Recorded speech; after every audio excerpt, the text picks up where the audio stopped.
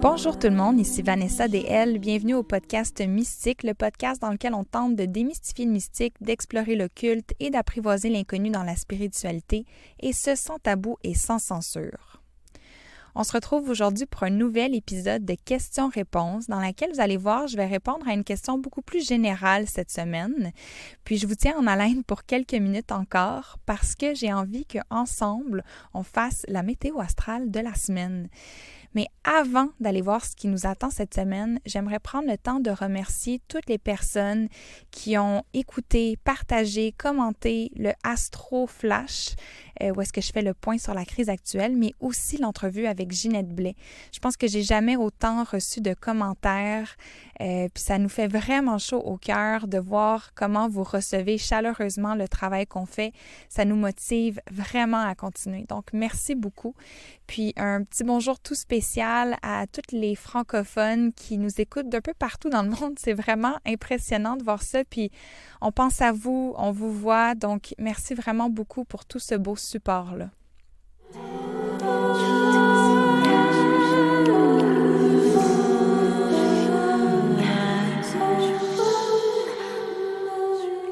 Dans l'introduction, je vous dis que je parle de spiritualité sans tabou et sans censure, n'est-ce pas?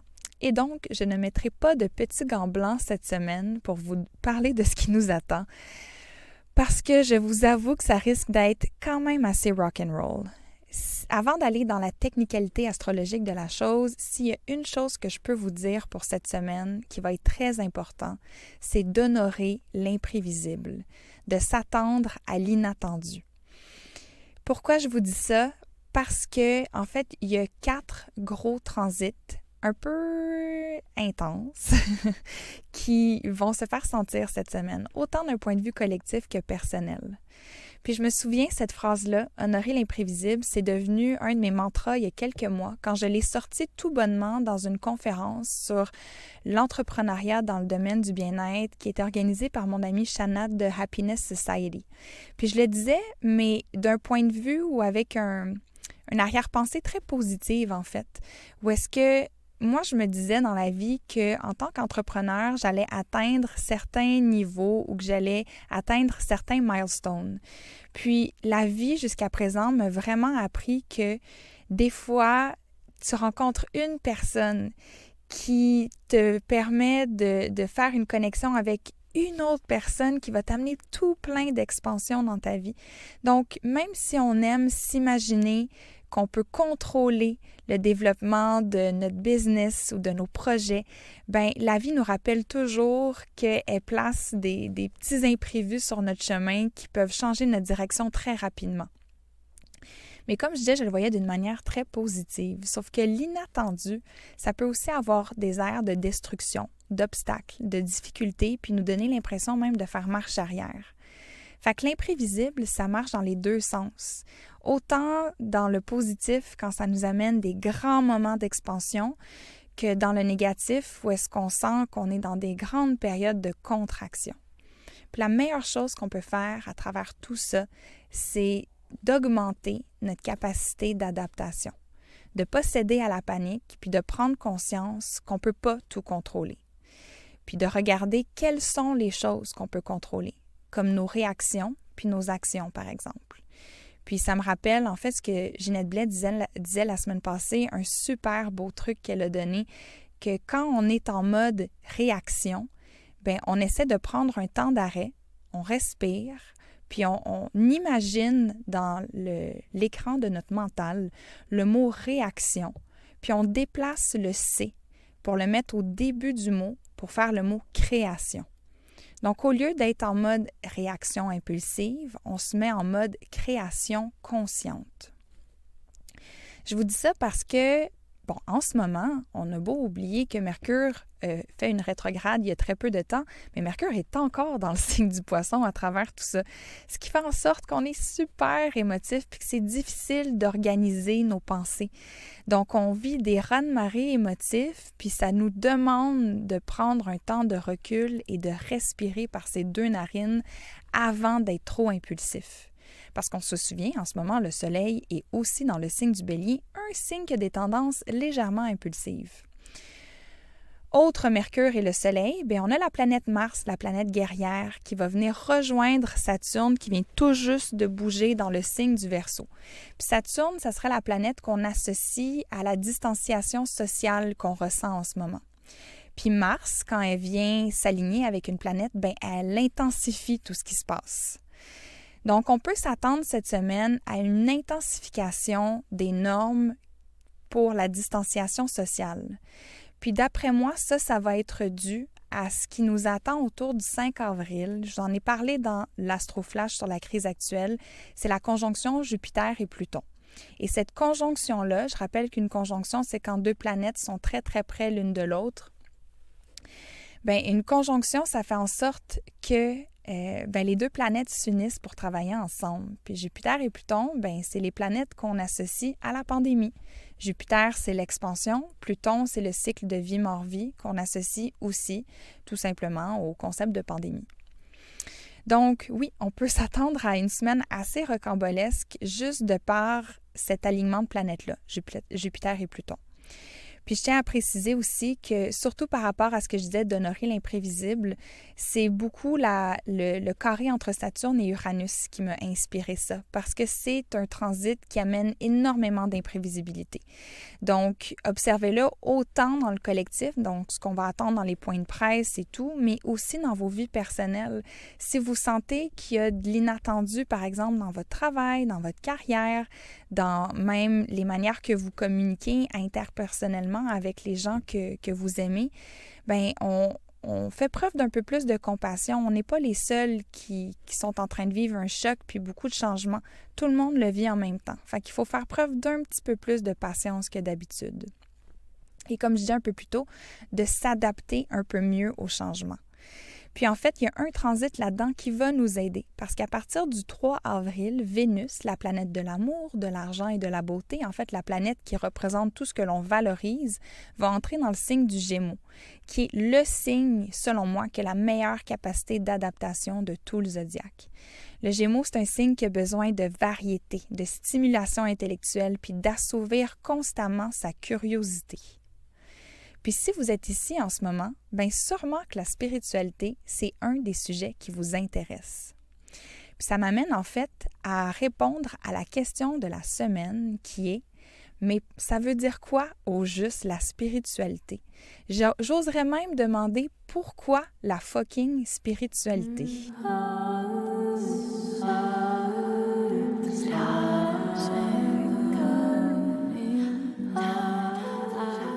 Donc aujourd'hui, je réponds à la question « Mais pourquoi la fucking spiritualité? » Puis je dis ça comme ça parce que, à la joke un petit peu, là, à la blague, parce que je sais très bien que vous comprenez sûrement l'intérêt de la spiritualité, mais j'imagine qu'il y a beaucoup de gens autour de vous qui, eux, ne comprennent pas ça, qui voient la spiritualité comme étant futile, anodine, puis même insignifiante. Puis laissez-moi vous dire qu'en décidant de faire de la spiritualité, pas seulement une passion que je garde sous silence, là, mais une carrière, j'ai fait face à énormément de jugements puis d'incompréhension. Que ce soit dans des parties de famille, sur des dates, ou encore sur des plateaux de tournage où est-ce que je me suis fait regarder vraiment de haut, des gens qui ont dit dans mon dos que la spiritualité, c'était juste pour les gens désespérés. Puis je tiens à faire un petit bémol ici que soit dit en passant, de dire quelque chose comme ça témoigne d'un énorme privilège, mais bon. On pense que la spiritualité, c'est dépassé aujourd'hui, que pour faire partie de la gang des gens qui sont sensés, entre guillemets, ce n'est que la science vers laquelle on doit se tourner, que les faits mesurables ont la réponse à tout, que les statistiques, ça permet à l'humain de se croire grand, de se croire connaisseur, mais surtout en contrôle. Mais pourtant, même en jetant notre dévolu sur la science dure, on voit que beaucoup d'humains restent habités d'un super grand vide. J'irais même jusqu'à dire que personnellement, je rejette complètement l'idée que la spiritualité, ça s'oppose à la science, de la même manière qu'on ne va pas opposer l'art à la science. L'art A-R-T, soit dit en passant. Fait qu'un enlève absolument pas de crédibilité à l'autre. La spiritualité permet de voir notre vie comme étant une œuvre d'art, d'y attacher de la signification, des symboles, puis voire même peut-être des rituels. On a confondu la science dure puis la raison.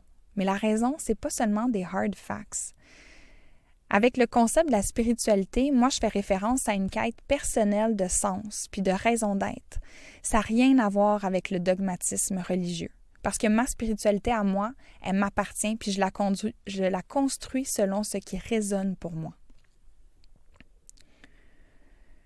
Je vous parle de ça aujourd'hui parce que je pense qu'on est dans un moment de l'humanité qui est caractérisé par beaucoup de changements. Puis qui dit changement dit inconfort. Qui dit inconfort dit énormément de remise en question. Puis ça va nous brasser solide ce qui arrive. Puis je sens que les gens capotent un peu sur les événements extérieurs, mais je pense que as within, so without, on est surtout en train de capoter de tout ce qui est en train de remonter à la surface en ce moment. Puis en ce moment, je vous avoue que je suis vraiment heureuse d'avoir une spiritualité vers laquelle me tourner dans ces moments-là. Donc, pour honorer Vénus cette semaine, j'ai pensé vous offrir un top 3 des livres sur la spiritualité qui ont eu un impact majeur sur ma vie. Puis cette idée-là m'est venue parce que je sondais ma bibliothèque, puis je suis tombée sur un ouvrage qui s'appelle A Man's Search for Meaning, que j'ai lu il y a environ 8 ans de ça. C'est un livre qui a été écrit par Viktor Frankl, qui est un psychiatre qui a été envoyé à Auschwitz pendant la Deuxième Guerre mondiale. Puis il a observé que les gens qui poursuivaient leur quête de sens, même dans les camps de concentration, même dans les difficultés de l'isolement, ici, sont ceux qui vivaient le plus longtemps. Puis dans son livre, il y a une quote où est-ce qu'il dit « Those who have a why to give can bear with any how ». En français, ça serait « Ceux qui ont un pourquoi sont capables de vivre avec n'importe quel comment ». Viktor Frankl a créé un nouveau type de thérapie qui s'appelle la logothérapie. Puis dans ça, il intègre la spiritualité à la psychologie. Donc, il honore le besoin de sens que ressentent les êtres humains.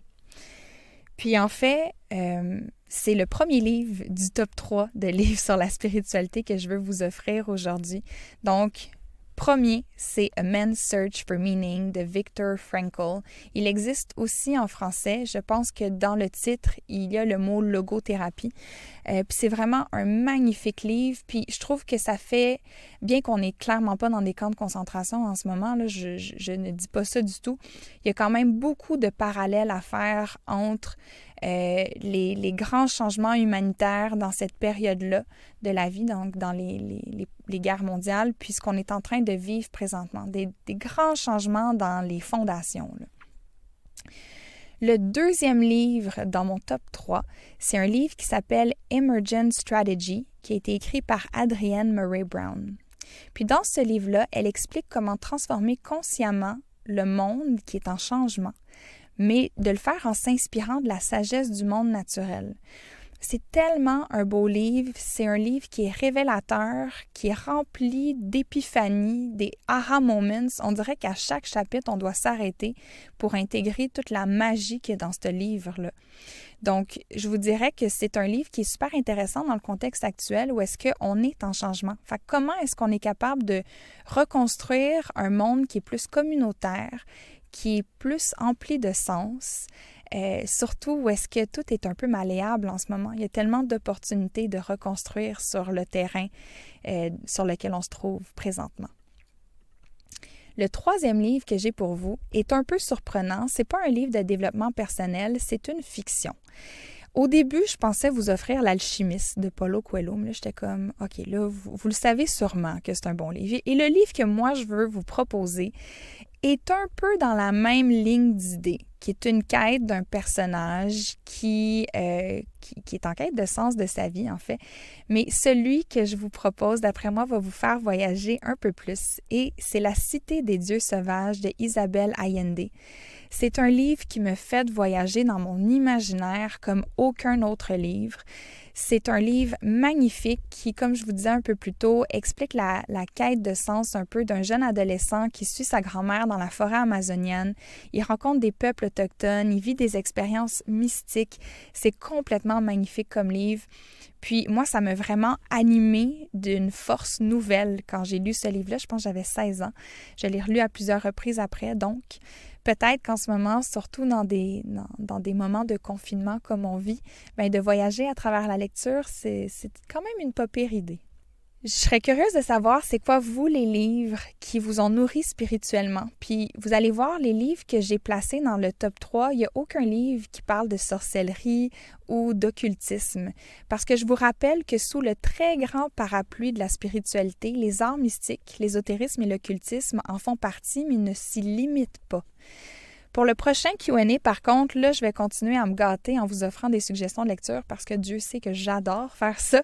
Mais cette fois-ci, ça va être le top 5 des livres pour la sorcière moderne. Fait que je vous mets un peu l'eau à la bouche d'ici les 2 prochaines semaines. Puis je serais curieuse d'entendre aussi peut-être quels sont les livres de sorcellerie précisément qui vous ont vraiment transformé.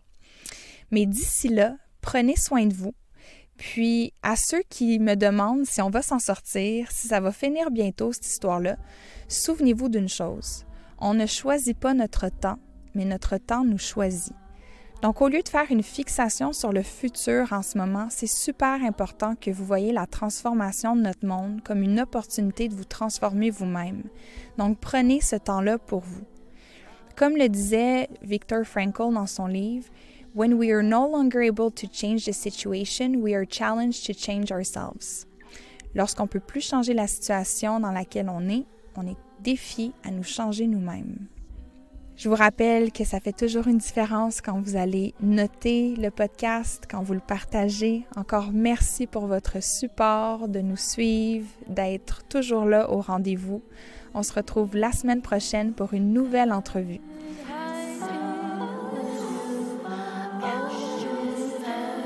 Ici Vanessa DL et je vous dis ainsi soit-il.